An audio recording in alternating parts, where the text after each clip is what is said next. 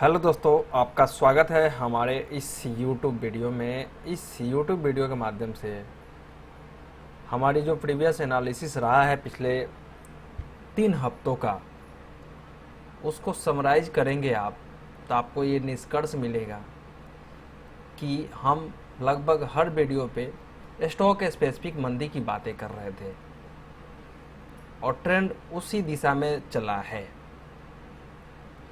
तो ये ट्रेंड की शुरुआत है।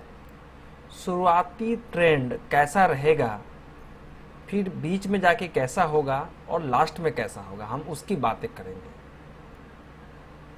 तो शुरुआती ट्रेंड अभी यहाँ से जो स्टॉक स्पेसिफिक करेक्शन गिरावट का सिग्नल मिला है, ये गिरावट कंटिन्यू रहने के पूरे पूरे चांसेज है।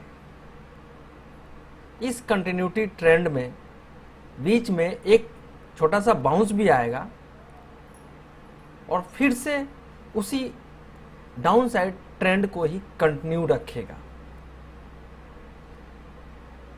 इस चीज का बेनिफिट उस टाइप के ट्रेडर या इन्वेस्टर फायदा उठा सकते हैं जो पोजिशनल ट्रेडर है, जो मिनट दर मिनट और मार्केट के 50-40 पॉइंट के मूवमेंट से 100 पॉइंट 200 मूवमेंट से बदलते हैं और वो चाहते भी हैं कि उसी तरीके की एनालिसिस किया जाए। तो कहीं ना कहीं उस तरीके की एनालिसिस उनके ऊपर भारी पड़ता है।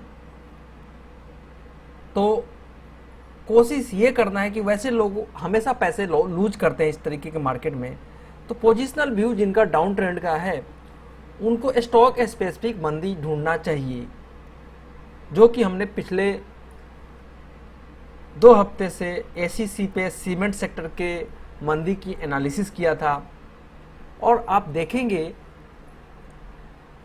एसीसी का जो टॉप लगभग 13 मई को बना था पिछले हफ्ते का, उसी दरमियान हमने बोला था, आगाह कर दिया था कि सीमेंट और ऑटो कंपनियों में एक टॉप बन रहा है शॉर्ट टर्म।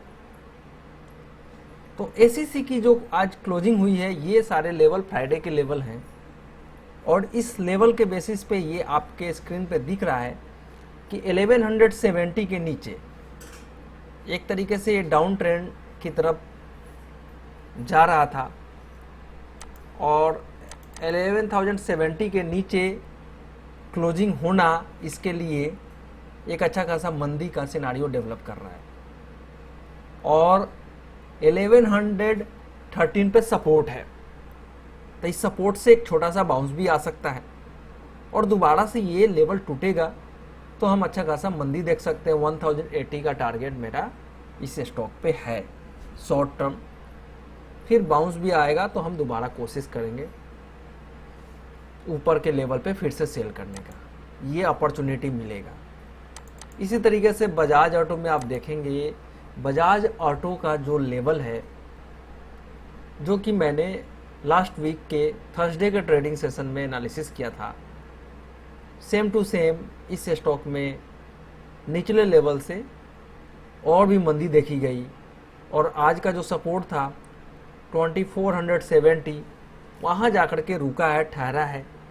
क्या और गिरावट हो सकती है? तो 2470 पे एक स्ट्रॉन्ग सपोर्ट जोन है। वीकली बेसिस पे बाउंस करता है तो फिर से गिरावट देखेंगे क्योंकि 2600 के नीचे मंदी का सिनारियो है। तो जो लोग शॉर्ट साइड पोजिशनल ट्रेडर हैं, उन्हीं को पोजिशनल ट्रेड पे ही बिलीव करके स्टॉप लॉस के साथ शॉर्ट साइड बने रहना चाहिए। और जिन स्टॉकों पे सपोर्ट है 2600 से स्टॉक फॉल हो करके आज एक ही दिन में वीकली टारगेट 4 को अचीव कर गया है, तो एक छोटा सा बाउंस आ सकता है। तो यहाँ पे सपोर्ट ढूंढ करके बाइंग करके फिर से आप शॉर्ट कर सकते हैं या दूसरे ऐसे स्टॉकों पे शिफ्ट हो सकते हैं। वो दूसरा स्टॉक कैसा होगा, कौन सा स्टॉक है? ऐसे बहुत सारे स्टॉक हैं जिनमें अभी गिरावट शुरुआत भी नहीं हुआ है और मेरी कोशिश होती है वैसे ही स्टॉकों की एनालिसिस करते रहने का। मैं वैसे स्टॉकों की एनालिसिस नहीं करता हूं जो स्टॉक ऑलरेडी ट्रेंड ब्रेकडाउन हो चुका है और उसमें मेरे हिसाब से बहुत सारे स्मार्ट ट्रेडर जो होते हैं उनको इजीली पकड़ लेते हैं कि ये स्टॉक गिरेगा।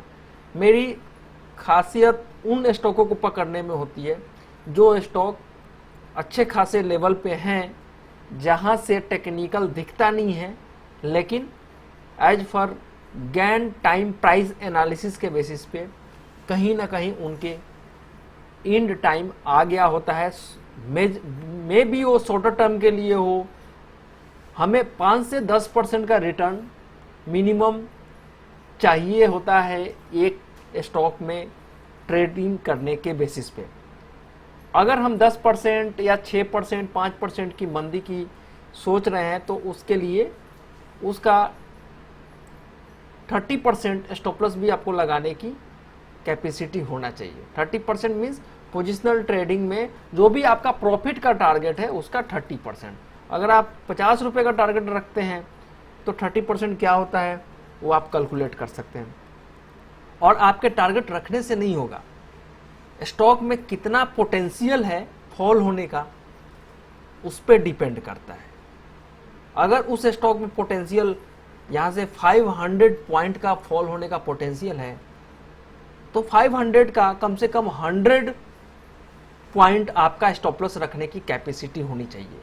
क्योंकि अगर आप 500 पॉइंट गेन करना चाहते हैं, मींस कि 3000 के स्टॉक पे या 2000 के स्टॉक पे 500 पॉइंट 25% अर्न करना चाहते हैं, तो कम से कम उस 25% का 25% हिस्सा आपको स्टॉप लॉस पे रखना ही पड़ेगा।